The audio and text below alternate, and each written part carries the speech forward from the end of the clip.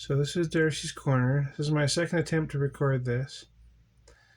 I realized that I have a new phone and a new camera, and it appears. Oh, by the way, it's August 23rd, 2022.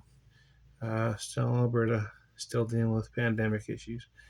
Anyway, this new camera doesn't necessarily follow the voice and my mouth movements. Kind of looks like a really badly dubbed Japanese movie sometimes. Uh, I might revise the old phone just to use it for a camera. The dog chewed up the old phone case, and the old phone isn't looking good anymore, so I don't use it as a phone. But it made a pretty good camera. Anyway, um, I'm in bed early tonight.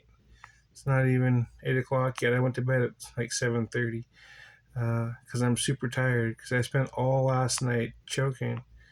I have this condition called esophagus um, something.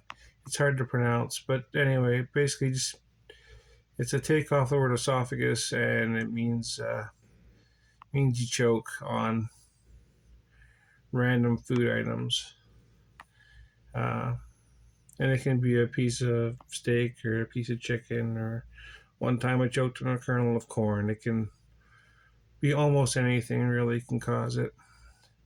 And what happens is my throat will seize. It'll seize. Camera angle, but it seizes, and once it does that, it doesn't let go for hours or sometimes days at a time.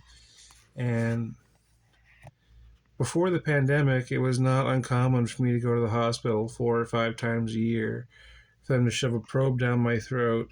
And the act of shoving the probe down my throat, when they pulled the probe out as like a scope or whatever, that would clear my throat, and then I'd be able to swallow again. Um, and it was really annoying, but it was just something I learned to live with and deal with. That was before the pandemic, okay? Because when I'm dealing with that, I have to spit like every 10 or 20 minutes. Well, it's hard to spit if you're wearing a mask. And you never know when you're going to throw up or not. And throwing up will also clear your throat if it happens to work. Uh, anyway, it's a really horrible condition that would frequently hospitalize me. Well, now we don't have access to hospitals like we used to. We don't have access to doctors like we used to. There was a girl month before, her appendix was bursting, and they made her drive herself from one hospital to another in a different city because there was nobody available to help her.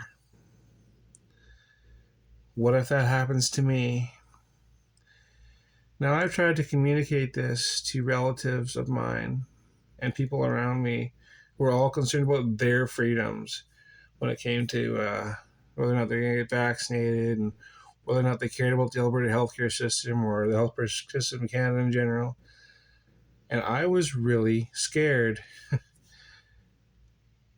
I've been surviving barely for the last 3 years.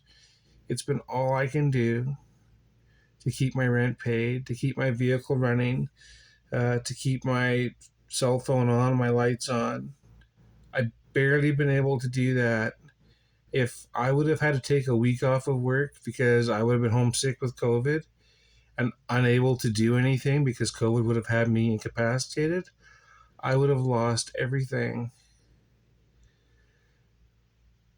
I can't even now afford to take a week off of work because I get sick from COVID. I would lose everything. And so many people were telling me how it was no big deal if I lost everything because their freedoms were more important than my life. Family members were telling me that. I'm like, please stop sharing misinformation on Facebook and on Twitter and wherever it is you're sharing it. And that family member just kept going on about how their freedoms were all that mattered. And they didn't know how scared I was, how worried I was,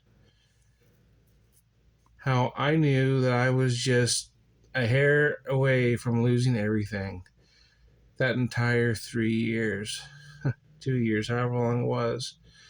It's been about 3 years that I've been recovering from being laid off from that last job until getting this next one that pays and I can cover my bases. And I'm not out of the woods yet. If I end up in the hospital for a significant period of time, I could still lose everything. It has been really hard for me. Lots of people around me have died, and I wasn't able to go to anybody's funeral.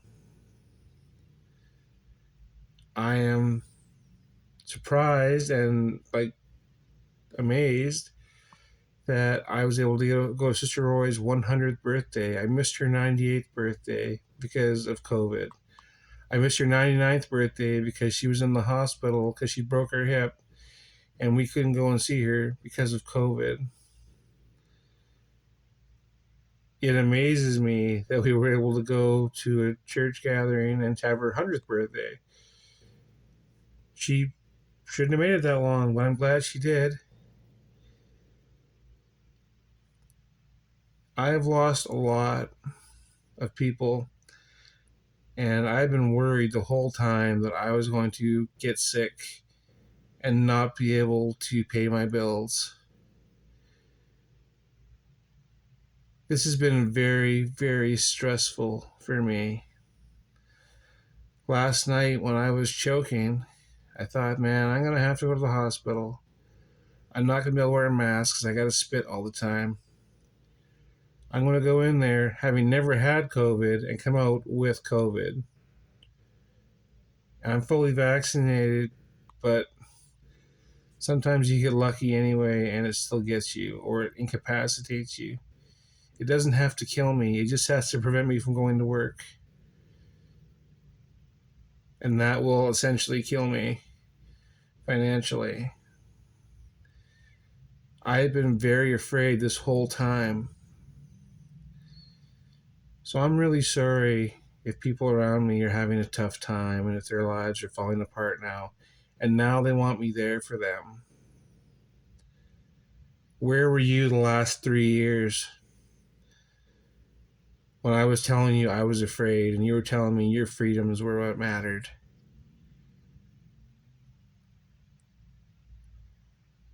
Like, my life is doing well today, I guess. Even though I've still lost quite a bit. And I'm still pretty much alone. I used to have a dog.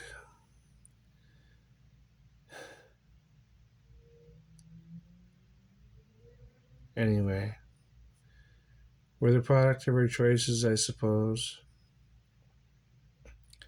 But I've been on a knife's edge for the last 3 years. And it has been tough. And I didn't think I was going to make it. And last night, when I couldn't swallow, when I was choking again, I remember thinking, this thing's going to kill me. One way or another, it's going to kill me. I'll go to the hospital, there'll be nobody there.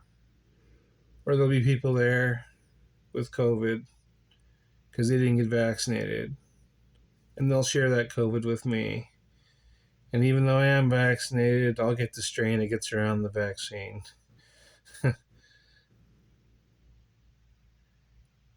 Yeah. I'm still very stressed. But I guess I'm happy that things are going well at work now. I'm 95% certain that I have this job covered and it's going to be fine. There's no guarantees in life. Anyway, so doing the best I can. Things are getting better all the time. but they are still really challenging.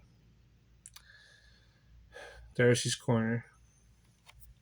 Peace.